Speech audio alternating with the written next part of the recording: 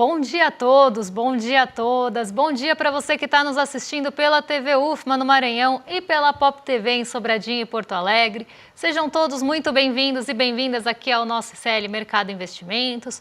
Hoje, quarta-feira, a gente vai passar por aquele assunto que ficou pendente de ontem, a reforma Neném. Então, vamos trazer alguns pontos de fragilidade da reforma trabalhista. Esse tema é um tema extenso, então a gente não queria correr com ele ontem, ficou para hoje. Saiu também hoje a confiança da indústria, a gente vai passar por esse ponto e vamos falar os principais aspectos da abertura de mercado, do fechamento da Ásia. Mas antes de tudo isso, eu vou dar bom dia para o André. Bom dia, André, como você está? Bom dia, Débora. Bom dia a todos os nossos telespectadores.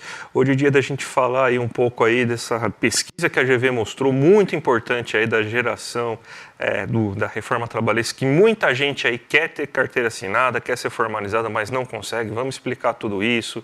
Vamos falar da confiança da indústria, que não mudou, mas continua alta. Vamos falar também aí de investimento direto no país aí, na balança de pagamentos, porque teve dados interessantes, cada vez menos especulativos, está saindo dinheiro especulativo e entrando dinheiro bom aí na economia. Mas antes de tudo isso, Débora, a gente já pode passar para a nossa agenda do dia, né? Então, o que a gente tem hoje aí? Não tem muita coisa, né? Hoje o dia está bem morno, né? Vamos dizer assim. Exatamente. Hoje as bolsas, inclusive fora do Brasil, antes da abertura aqui, elas estavam ali performando sem muitos condutores, porque hoje o dia tem uma agenda mais esvaziada mesmo. A gente teve logo de manhã cedinho, às 2h15, na Índia, o diretor do Fed, né, o diretor do Banco Central dos Estados Unidos, o Christopher Waller, participando de um festival global de fintechs, mas ele não falou nada, então o encontro obviamente já acabou, e ele não falou nada sobre política monetária, ele falou mesmo sobre fintechs. Então acabou ali decepcionando inclusive o mercado, que queria um posicionamento do Christopher Waller em relação à política monetária, mas ele foi lá para falar de outros assuntos. Às 8 horas saiu a sondagem de indústria de agosto, que a gente vai trazer para vocês, o índice de confiança da indústria. Então vamos ver como é que ficou esse índice agora nesse mês de agosto. Como o André já adiantou, ficou estável, mas tem pontos importantes para a gente analisar. Agora às 11h30 saem os estoques de petróleo, gasolina, destilados e taxa de utilização das refinarias, semana até 23 de agosto, dado importante, porque pode mexer com o preço do petróleo. O preço do petróleo esse que está muito volátil, subiu muito na segunda, com ali a possibilidade de paralisação, inclusive uma paralisação breve na Líbia, mas isso já ficou para trás, então o petróleo arrefeceu de lá para cá, mas dados de estoques nos Estados Unidos têm potencial para mexer com o preço da commodity. Às 7 horas, outro presidente do Fed, o Rafael Bostic, né, que é do Fed de Atlanta, fala em outro evento aí no Clube Stanford, e aí ele pode também trazer sinais em relação à condução de política monetária. O que aconteceu? Depois que o Jerome Powell, na sexta-feira, sinalizou e indicou aí para cortes nos Estados Unidos, o mercado está bem apegado e está bem ansioso para esse tipo de fala, para ver se tem alguma outra sinalização, não em relação a corte ou não, mas em relação à magnitude do corte. Então, esses pronunciamentos, né, o que já foi e o que ainda vai ser, a gente tem bastante expectativa, principalmente pelo das 7 da noite, para ver se vai ter um tom diferente do Christopher Waller de manhã. E um ponto que deve ficar bastante no radar é o resultado da NVIDIA. Então, a gente tem um dia bastante esvaziado, vamos pensar assim, em indicadores. Então, o balanço da NVIDIA, que sai depois do fechamento, deve ter um peso mais forte, justamente não só pela ausência, né, dos indicadores, mas também aí pelo peso que a NVIDIA ganhou nesses últimos anos e como ela tem ali toda uma demanda e uma sensibilidade maior ao mercado de inteligência artificial. Então, o balanço da NVIDIA tem bastante potencial, inclusive, de mexer com a Ásia amanhã, porque tem uma ligação bastante grande aí entre a NVIDIA e os mercados asiáticos. Os mercados asiáticos são grande parte aí da receita da NVIDIA. Então, isso pode mexer com o humor e também fornece componentes, tem toda uma ligação mesmo. Então, pode mexer com o humor amanhã na Ásia. Então, isso deve ficar bastante no radar, principalmente aí nas bolsas mais ligadas à tecnologia. Mas hoje é um dia realmente mais esvaziado e pensando em indicadores. Falando em dia esvaziado, hoje também não está acontecendo nada na Ásia, né? A gente tem até a notícia aí que a gente sugere para vocês aí todo santo dia, né? Falando aí do que pode acontecer, do que deve acontecer, do que ficar no radar.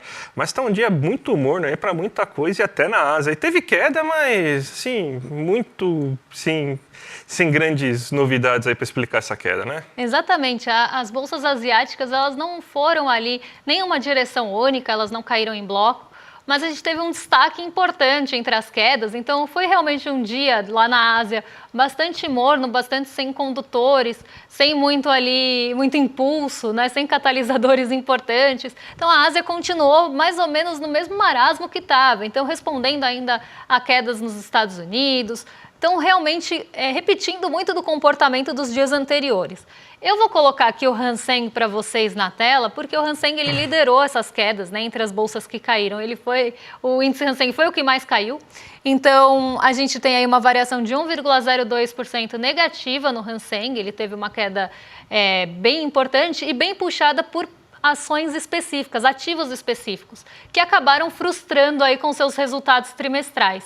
Então, a gente teve uma ação lá na Bolsa de Hong Kong, que caiu mais de 10,4%, uma empresa aí de tecnologia, e ela acabou puxando o Hang Seng para baixo, justamente aí por ter decepcionado com as suas vendas. Então, foi algo bastante local. E pensando na outra ação que caiu, aí foi uma ação da Evergrande, uma das ações, né, dos ativos da Evergrande, porque a Evergrande ela tem ali outros braços, essa seria a dos veículos. Então, a parte de veículos da Evergrande também acabou aí trazendo uma queda de mais de 3% e puxou o Hang Seng para baixo. Então, as duas ações juntas, né, a da Zanfu e a da Evergrande, acabaram puxando o Hang Seng bem para baixo e acabou fazendo com que ele caísse mais do que as outras bolsas por motivos locais. Então, não foi ali incerteza em relação à Ásia dessa vez, não foi nenhum dado chinês que saiu acima ou abaixo do esperado, não teve nenhum grande realmente condutor.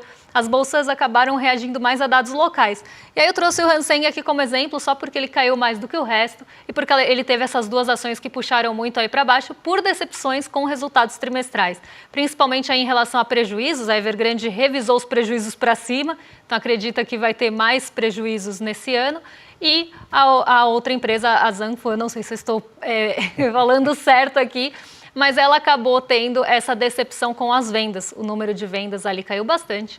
E aí elas causaram esse estrago no Hang Seng. Mas hoje é um dia realmente bem morno, com as bolsas ali sem realmente grandes movimentos direcionais. Vamos para o Brasilzão aí, que a gente vai falar de matéria que ficou de ontem, mas é muito importante, até o destaque do dia, né? Que o brasileiro, ele quer trabalhar com carteira assinada. 70% dos trabalhadores informais gostariam de ter carteira assinada. Não conseguem por causa da reforma trabalhista, né? Mais uma coisa, a Zena Latif aí falou que as reformas estruturais estão mudando, realmente a vida do brasileiro estão para pior, né? Você montou, inclusive, Débora, um monte aí de gráficos para a gente ilustrar essa situação, né? Exatamente. Eu estive no Em Detalhes, inclusive, na semana passada, e eu falei um pouco sobre o mercado de trabalho e os desafios que a gente tem no mercado de trabalho brasileiro de uma forma geral. E um dos desafios grandes que a gente tem aqui é justamente esse de lidar com a informalidade, de lidar ali com postos de trabalho que sejam criados com qualidade. E muito disso vem da reforma trabalhista, porque a reforma trabalhista ela não só ali precarizou essas relações de trabalho, então trouxe ali um trabalho realmente mais precarizado, teve ali em 2017 também, agora faz 7 anos da reforma trabalhista. Até por isso a gente está vendo esses reflexos. E a Zena Latif tinha razão, né? Estão causando reflexos realmente negativos aí, como eu falei, governo neoliberal é tão bom que só dá efeito quando acaba, mas esse efeito perdurou aí, porque essa reforma ainda está aí em operação, né? E muito dos reflexos dela também. Tem toda a questão também da terceirização, da possibilidade de terceirizar ali a atividade principal, tudo isso trouxe um mercado de trabalho mais precário, mais difícil de você ter uma negociação positiva, mais difícil também da gente ter rendas maiores e muita gente quer sair dessa informalidade. Então a gente trouxe um raio-x dessa informalidade para vocês, desses trabalhadores que querem ter carteira assinada. Então sete em cada 10, trabalhadores informais gostariam de ter carteira assinada aqui no Brasil. E muito isso vem desse reflexo de toda essa reforma, que nem criou novos empregos como era prometido, né, e nem trouxe ali redução das desigualdades. Pelo contrário, aprofundou essas desigualdades e eu acho que isso está muito em linha também com o que foi falado ontem, ali na aula do professor Bresser. Mas muita gente ouviu lá minha fala que foi recortada Em Detalhes e falou que não tinha dados. Aí eu trouxe o quê? Dados da FGV. Então vamos trazer aí os dados para a gente discutir com vocês. Aqui a gente tem o raio-x mesmo, um painel de como é que esses trabalhadores, né? Como é que estão as condições desses trabalhadores. E a gente vê aqui, a maioria dos informais é o homem negro. Então aqui a gente já vê, né, um recorte por cor, né, da situação, das desigualdades, principalmente do mercado informal. 38% dos informais têm entre 45 e 65 anos e 66% são homens. 54,5% se declaram pretos e pardos. Então aqui a gente vê, né, que a informalidade ela está ali bem presente entre os homens negros, mas as mulheres também, né? A gente não pode esquecer a mulher negra, que também tem ali grande participação no mercado informal. Sempre que saem esses dados, a gente tem essa grande parcela da população nessa informalidade. A insegurança financeira é maior para os trabalhadores. Então, trabalhadores ali autônomos, informais, pensando aí nessa categoria, tem mais insegurança financeira.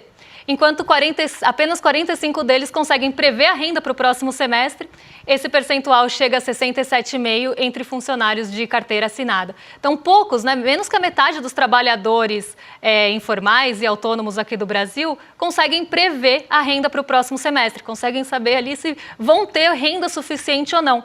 Inclusive, tem um outro estudo aí do nosso portal, um pouco mais antigo, que mostra que vários trabalhadores informais às vezes não conseguem a renda do mês.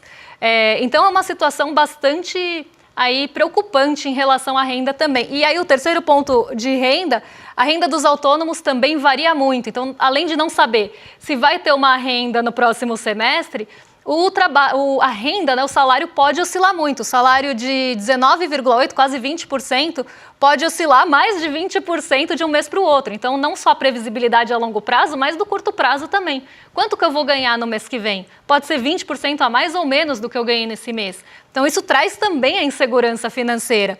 Enquanto o mesmo acontece só entre 4,7% entre aqueles que são CLT, porque aí você tem, né, os padrões ali bem especificados, as características bem especificadas, mesmo que ainda haja ali alguns trabalhos que têm uma parte de remuneração variável, isso não acontece na mesma magnitude que acontece entre as pessoas que são autônomas e informais aqui.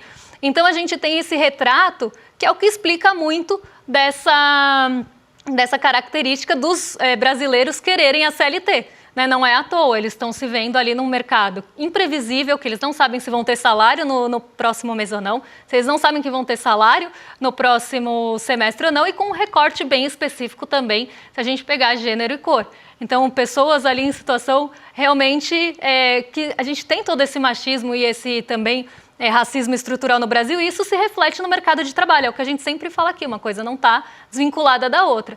Embora que os homens sejam a maior parte, a gente não pode esquecer mesmo que as mulheres têm uma grande participação também. Uma coisa que me chama muita atenção nesses dados é a idade avançada, eu falo assim porque já é uma pessoa que teoricamente deveria estar com uma carreira profissional mais estruturada, mas de 45 a 65 anos aí, se é a grande maioria das pessoas que estão nessa situação, né?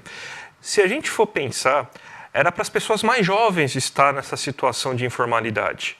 O que aconteceu com a reforma trabalhista é que primeira coisa, ela fechou a porta para as pessoas mais jovens, porque agora ela consegue pegar pessoas mais experientes, que não vai precisar de ensinar tanto para essas pessoas que estão desesperadas porque elas precisam de renda, a gente precisa pagar conta, todo mundo precisa pagar conta, então está pegando pessoas mais velhas para cumprir cargos que normalmente antes eram os mais jovens que pegavam esses cargos, que atuavam nesses cargos. Daí o que você vê? Você vê um desemprego de quase 30% entre as pessoas mais jovens até 18 anos e de mais de 20% entre as pessoas que têm até 24 anos. Então, fechou-se a porta para a juventude, precarizou ainda mais a situação de uma parcela bem específica, né? Não é à toa que são pessoas negras.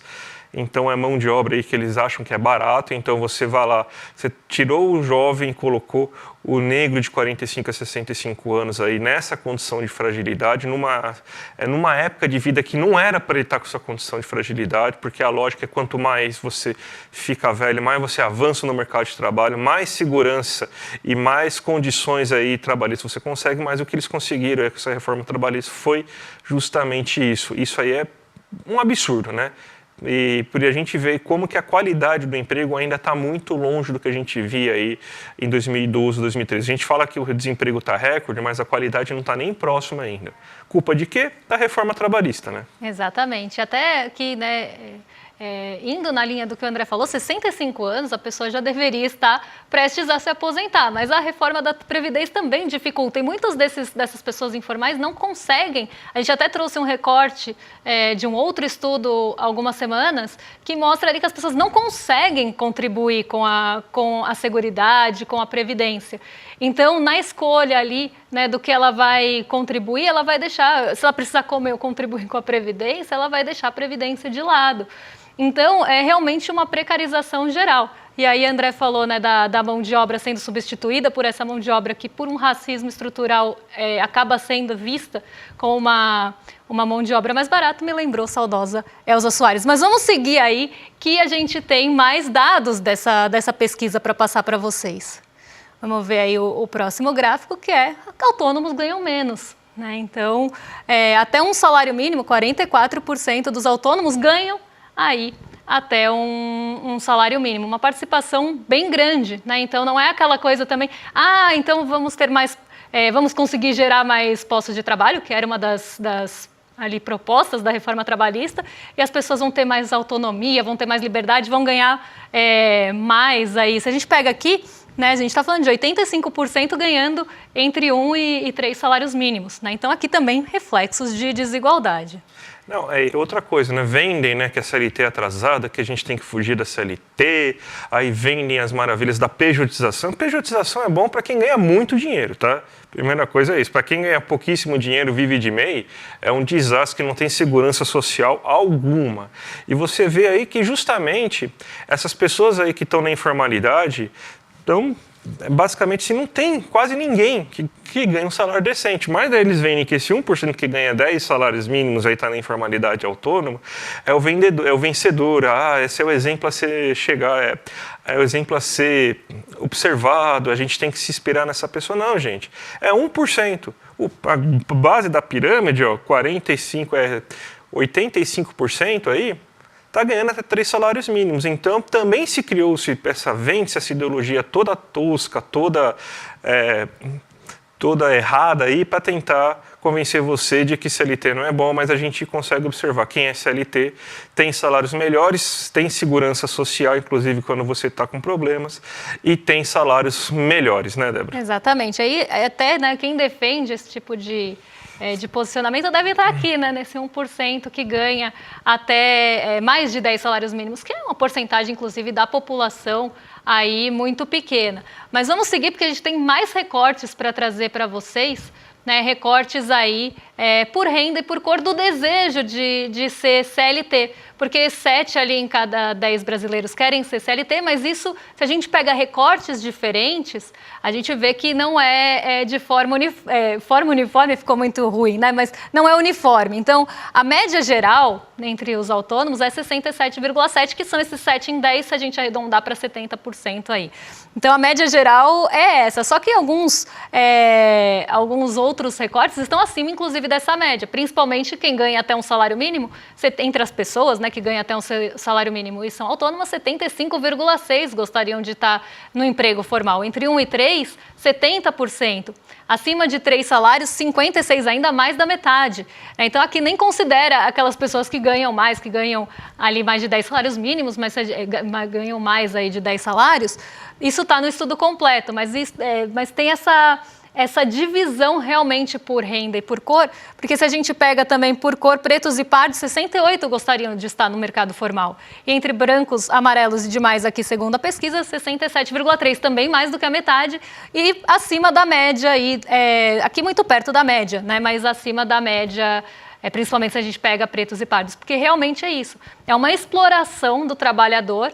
Então, você vai pegar aquela mão de obra de forma mais barata, vai explorar o quanto você consegue, aquele trabalhador, e vai pagar o mínimo para ele ali, se a gente pensar nas pessoas que são contratadas dessa forma, né, ou por terceirização, ou por aí toda essa fragilidade de relação de trabalho. Vamos pensar, por exemplo, em entregadores de aplicativos, motoristas de aplicativos, né, que são autônomos e se veem como fora da classe trabalhadora justamente por isso.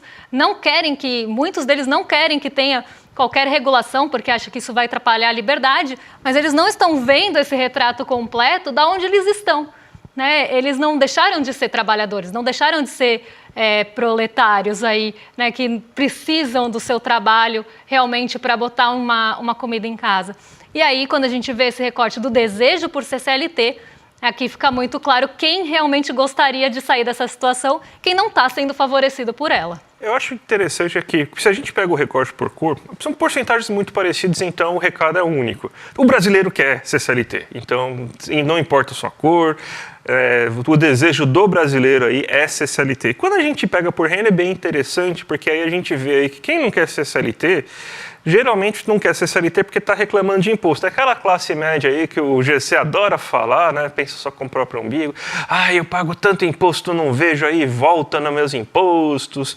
É aquele cara aí que está reclamando aí de geral, e geralmente esse cara, ele não precisa de tanta seguridade social, não precisa de tanto aparelhamento do Estado aí para conseguir sobreviver, ou seja, não é uma pessoa que depende às vezes da educação pública, da saúde pública, que vai ter seguro de saúde, então consegue juntar uma poupança fora do sistema previdenciário público.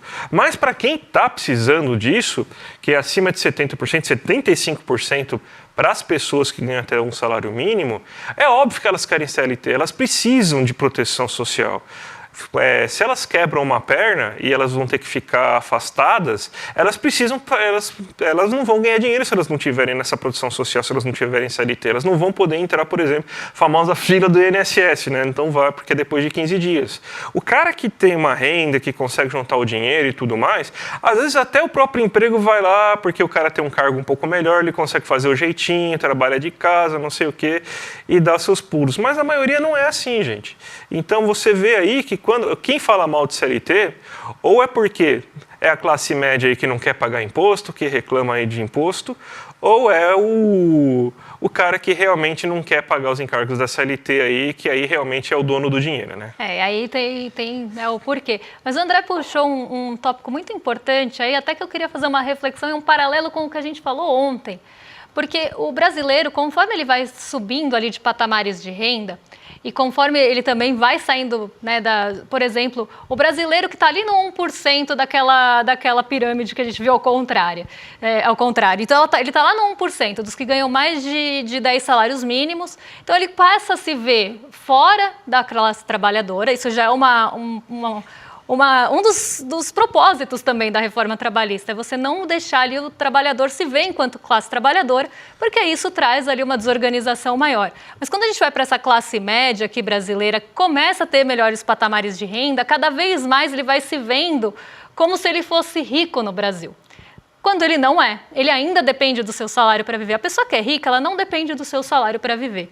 Ela é proletária, ela não tem nada mais do que sua prole. É daí que vem o proletário, ela não detém os meios de produção. Então, se ela ficar sem aquele trabalho, ela não consegue manter os seus patamares atuais de vida, né? Vamos pensar não só de renda, mas de vida. Então, essa classe média, ela acha que ela está muito distante da base da pirâmide aqui, dessa pessoa que ganha até um salário mínimo.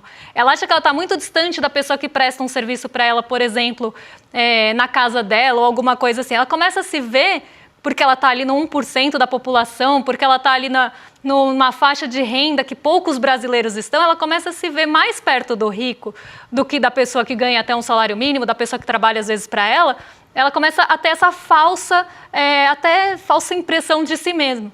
E aí começa a achar que está mais longe da base do que realmente está, porque na verdade ela faz parte dessa base, ela só não se vê dessa forma, e começa também a defender alguns pontos que não favorecem nem a ela, mas ela acha que sim, porque ela se vê ali como uma elite brasileira e ela não é nada mais do que uma classe média proletária só configurada de outra forma.